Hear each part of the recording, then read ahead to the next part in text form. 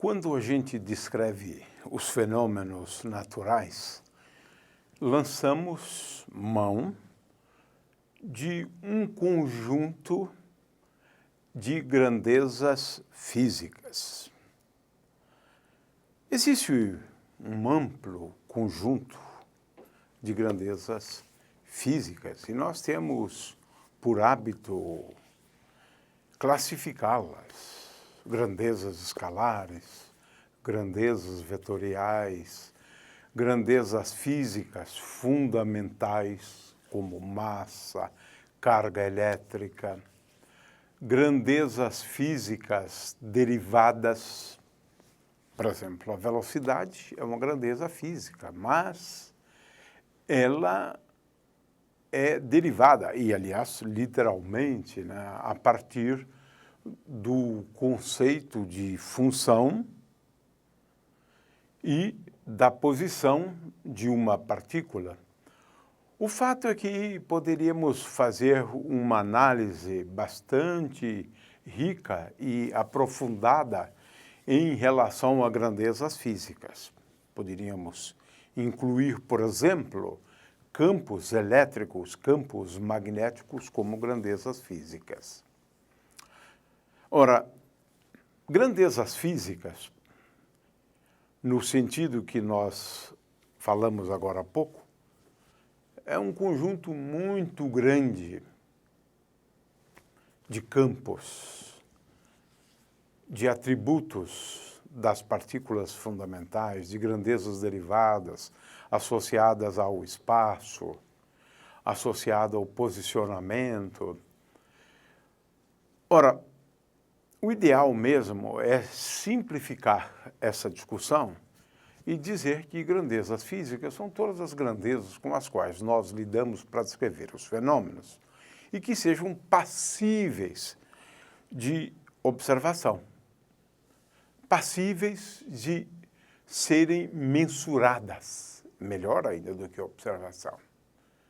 De forma que grandezas físicas, vamos defini-las como sendo aquelas que a gente pode medir, as grandezas que a gente pode medir.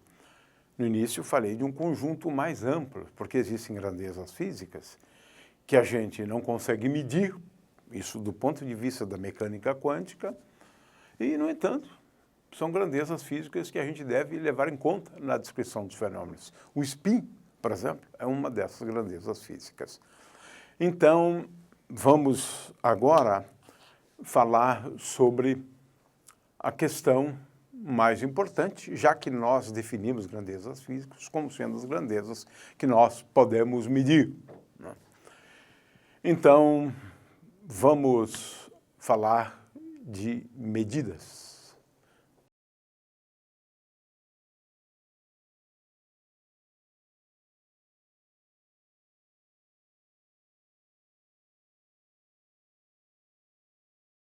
Vamos falar de medidas de grandezas físicas.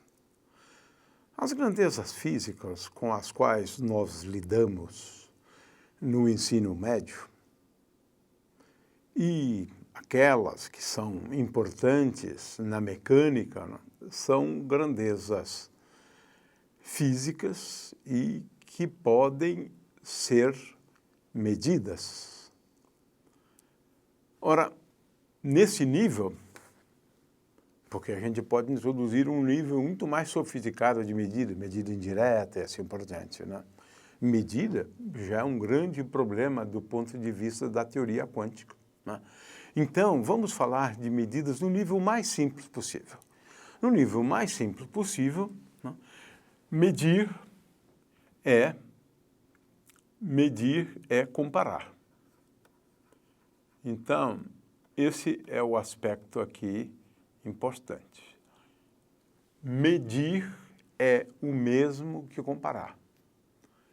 Agora, comparar com o quê? Isso nos remete, né, à questão da unidade de medida. Então, usualmente, nós medimos adotando como padrão de comparação uma unidade de medida.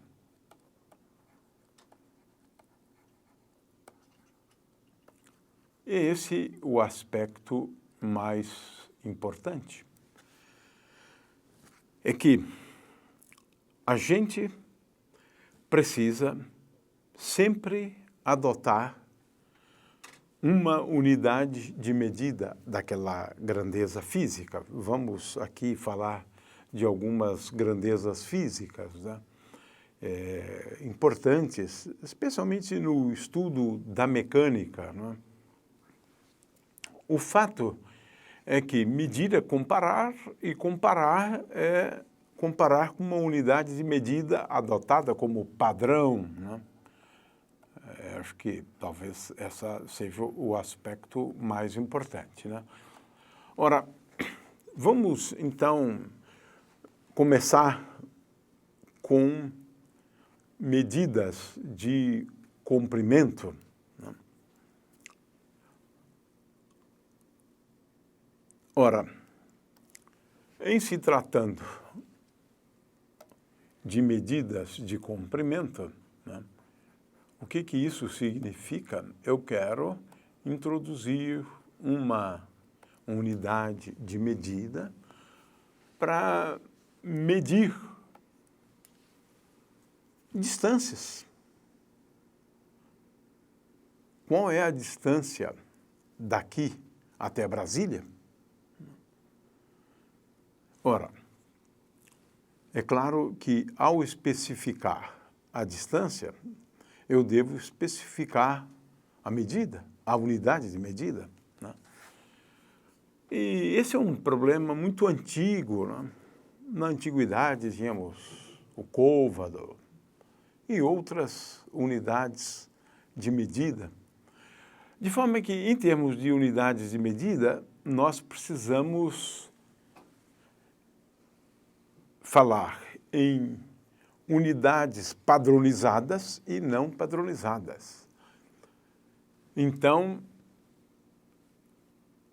vamos fazer uma distinção entre dois conjuntos de unidades, né? Aquelas que nós chamamos de padronizadas e as não padronizadas, né? Sim, podemos fazer uso de uma unidade de medida não padronizada, utilizando a sua mão, por exemplo, né? Quantos palmos tem essa mesa? Estou usando a minha mão. Não é uma unidade padronizada, mas pode ser utilizada como medida.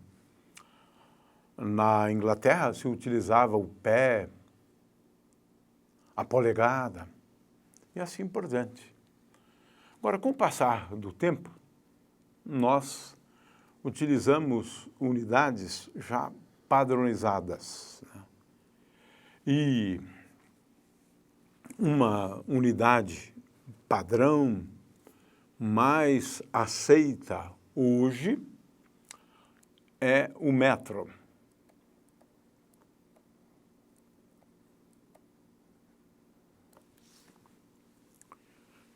Ora, o metro é a unidade mais utilizada no mundo hoje, apesar de que os países de língua inglesa ainda continuam utilizando a polegada, a milha, né? E assim o pé, e assim por diante. Hoje, nós utilizamos mais essa unidade de medida, que é o metro. O que é o metro? Ora, a primeira ideia foi definir o metro como sendo a distância do polo em linha reta até o Equador, né, e dividir essa distância em 10.000 partes, né?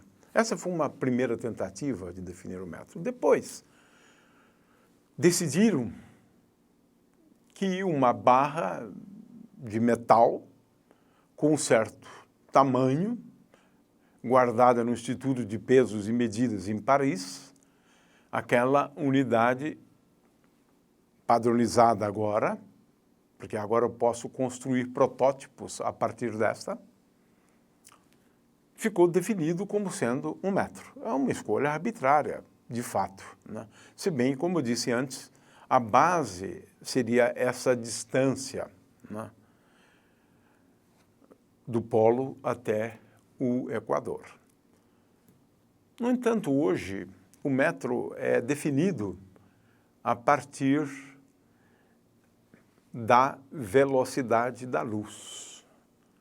A velocidade da luz é muito próxima de 300 mil quilômetros por segundo. De forma que o metro hoje é definido como sendo um intervalo de tempo percorrido pela luz.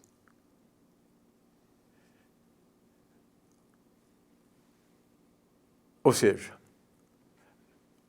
o metro é igual à distância percorrida pela luz num intervalo de tempo. E esse intervalo de tempo é 1 sobre 300 vezes 10 a 8. E é isto. Se eu considerar, então, a velocidade da luz como sendo c igual a 3, que é 300, né, vezes 10 a 6, então vou colocar 3 vezes 10 a 8 metros por segundo, aproximadamente, né?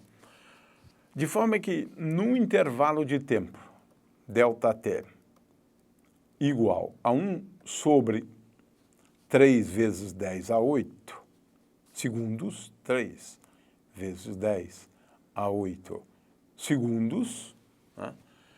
Então, 3 vezes 10 a 8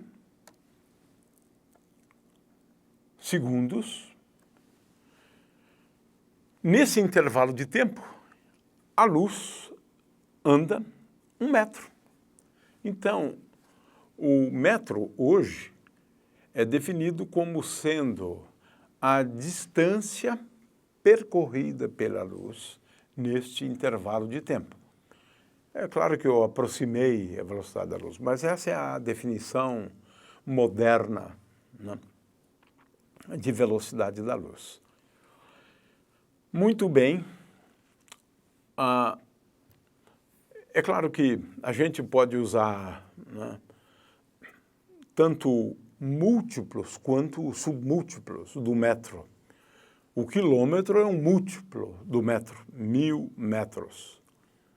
O centímetro é um submúltiplo do metro. É 1 sobre 100 do metro, milímetros, e assim por diante.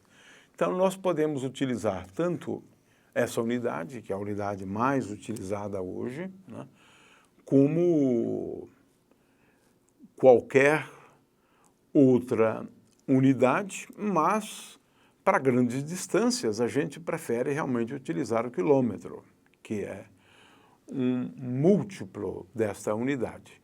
De forma que quando a gente diz que algo tem 10 metros, né, é porque essa distância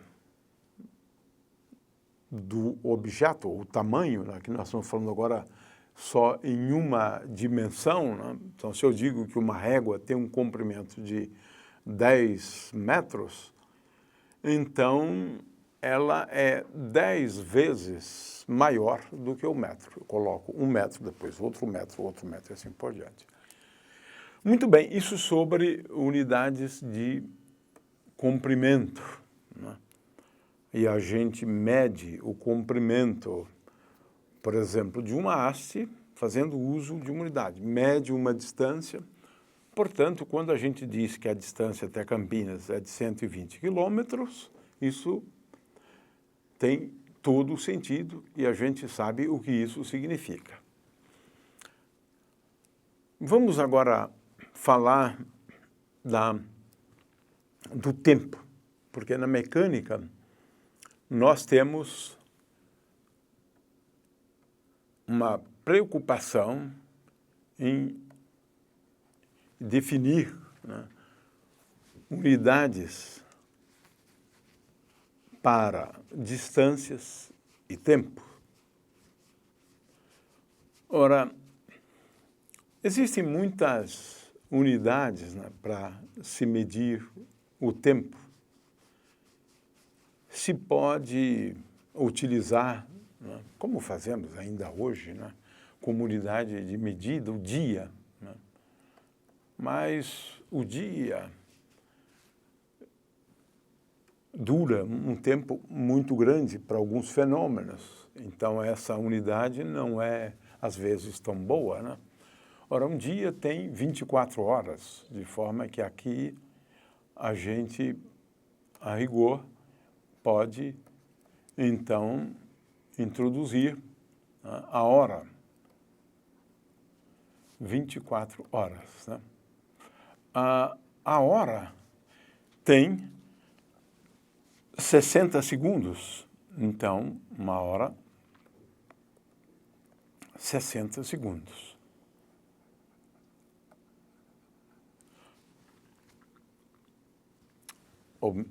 Aqui eu errei, Mário. Uma hora, eu errei aqui, preciso voltar, tá? Estou desatento. Então, uma hora tem 60 minutos. Então, temos aqui uma outra unidade.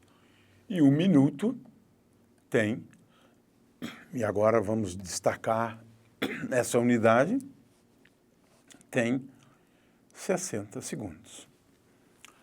Ora, a unidade que nós usamos mais na mecânica é o segundo.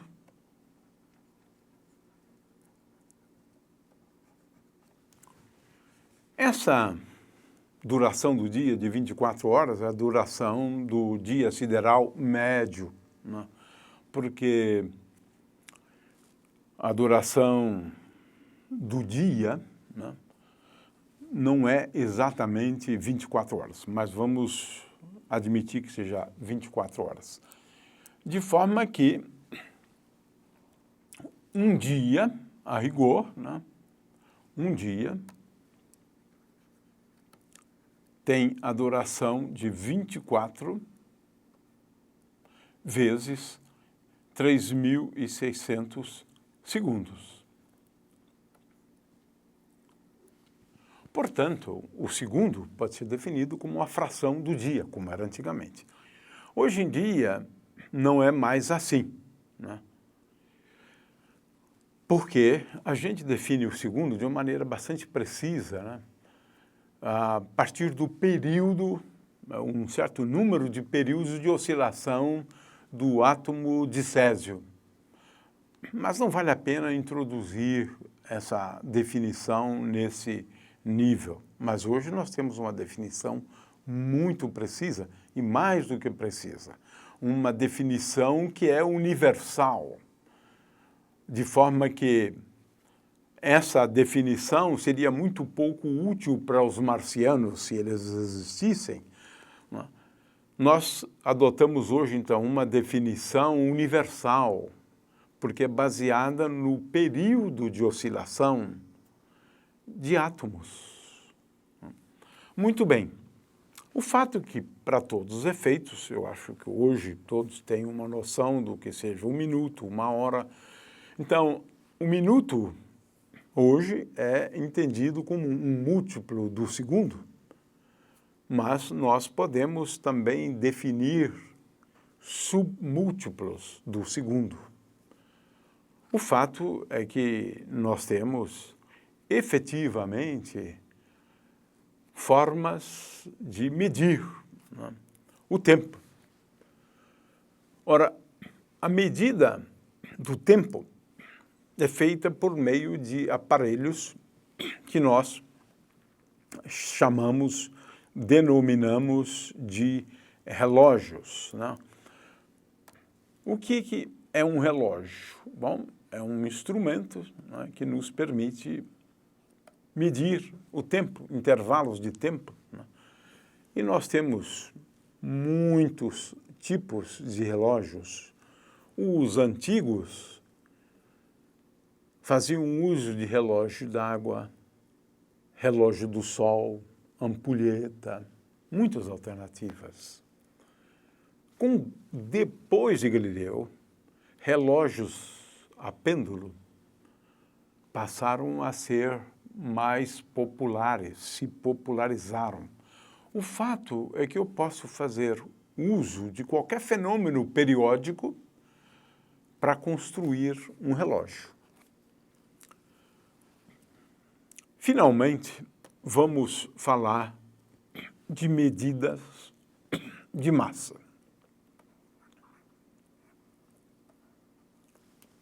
Na mecânica, temos então, como sendo conceitos fundamentais, medidas de massa, isso do ponto de vista de medida, de massa, tempo e comprimento. São com essas três grandezas que a mecânica lida, usualmente. Com respeito à medida de massa, né? De novo, a ideia de medir massa é comparar. Uma forma relativamente simples, né, de comparar massas é comparando com as forças gravitacionais entre essa massa ou essas massas e uma outra massa. Usualmente utilizamos a massa da Terra e comparamos as forças gravitacionais exercidas pela Terra sobre os objetos. Então, de certa maneira, nós inferimos a massa a partir do peso e muitas vezes fazemos uma certa confusão em relação a isso. Quantos quilos você pesa? Essa é a pergunta. Mas se você está falando do peso, está falando de uma força. No entanto, já nos habituamos a isso.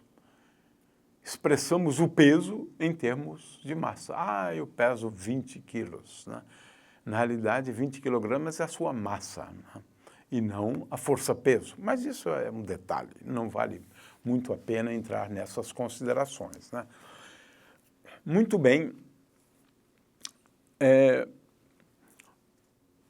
De há muito se procura também uma unidade padrão para medir massas, né? Ora, depois de algumas convenções internacionais, né, se houve por bem definir uma unidade padrão bastante aceita hoje pelo mundo inteiro, né, que é o quilograma. Esta aqui é uma unidade padrão. O que é um quilograma? Um quilograma nós não conseguimos fazer ainda como fizemos em relação às unidades de comprimento e de distância. Porque as unidades de comprimento e distância hoje são definidas universalmente. Uma delas é baseada na velocidade da luz. Então, você pode explicar para alguém a milhões de anos-luz o que é essa unidade de comprimento, que é o metro.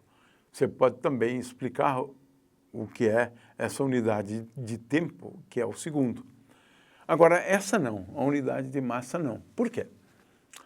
A unidade padrão de massa, na verdade, é um protótipo guardado no Instituto de Pesos e Medidas na França, em Paris. É um metal que tem mais ou menos essa forma aqui, né?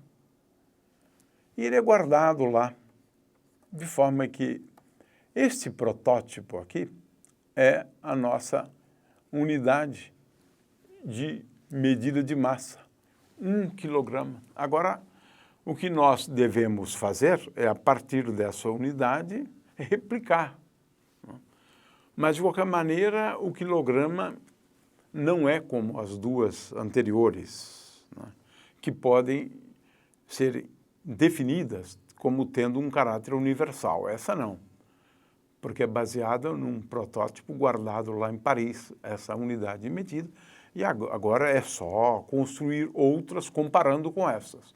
Eu posso replicar o quilograma? É isto, né? E agora, para a gente medir massas, a maneira mais fácil, a base das balanças que a gente tem em casa, né, é comparando forças. Forças, no caso, força gravitacional. De forma que essa aqui é a forma mais fácil de medir massa, comparar forças. Ou seja, comparar os efeitos produzidos pelas massas, né, que se refletem na força que esse objeto exerce sobre a Terra ou que a Terra exerce sobre esse objeto. Isso não é muito importante. O fato é que o quilograma é e tem se tornado cada vez mais a unidade de medida por excelência, né? Ora, nós também podemos definir, como fizemos em relação às demais, múltiplos, e o múltiplo mais famoso é a tonelada, né? A tonelada é igual a 1000 quilogramas, né? Mas podemos também definir submúltiplos dessa unidade de medida, que é, por exemplo, a grama. Curioso, porque aqui nós estamos falando de um caso que é 10 a 3 vezes 1 quilograma, e essa outra é 10 a menos 3. E podemos também introduzir outras unidades de massa. De forma que, para uma introdução bem simples, né, em relação às unidades de medida que nós empregamos, né, praticamente no dia a dia, né, basta nós considerarmos essas unidades. Na realidade, nós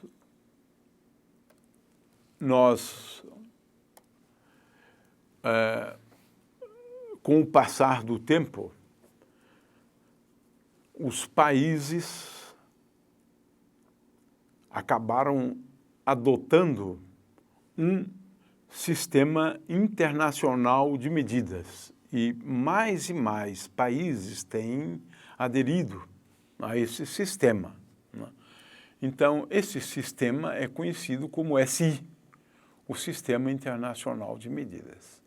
E ele é baseado em apenas 7 unidades básicas. A unidade básica de comprimento dentro do sistema internacional, muitas vezes também conhecido como MKS. Para o comprimento, nós adotamos o metro. Para o tempo, a unidade é o segundo. E, finalmente, para a massa, é adotado o quilograma. Ora, esse sistema, muitas vezes, né, é conhecido como MKS, mas MKS se refere ao SI em relação à mecânica, onde a gente considera só essas 3 unidades. Então, muitas vezes nos referimos a MKS. Esse M vem de massa, esse K vem de quilograma e esse S vem de segundo. De forma que a gente pode falar tanto no MKS, mas agora restrito só, claro, à mecânica, né, e o sistema internacional que usa essas 3 unidades e mais 4, né, para medir temperatura, para medir corrente elétrica, que é o ampere, e assim por diante. Finalmente, vamos abordar a questão da análise dimensional e que muitas vezes isso é bastante útil na mecânica. Muitas vezes, a gente se refere à dimensão de uma grandeza física. Por exemplo, indicamos que uma grandeza física tem uma dimensão que vamos chamar de L. Quando essa grandeza física necessita, para caracterizá-la, alguma unidade de medida. Portanto, nesse caso, ela tem uma dimensão que chamaríamos de comprimento, L, portanto. A mesma coisa em relação a uma grandeza física que requer uma unidade de tempo. Ou melhor, aqui seria melhor ter uma unidade, então, uma unidade de tempo. Finalmente, podemos ter grandezas físicas que requerem uma unidade de massa. E essas grandezas físicas, então, têm uma dimensão que nós chamamos de m. Ora, praticamente todas as grandezas físicas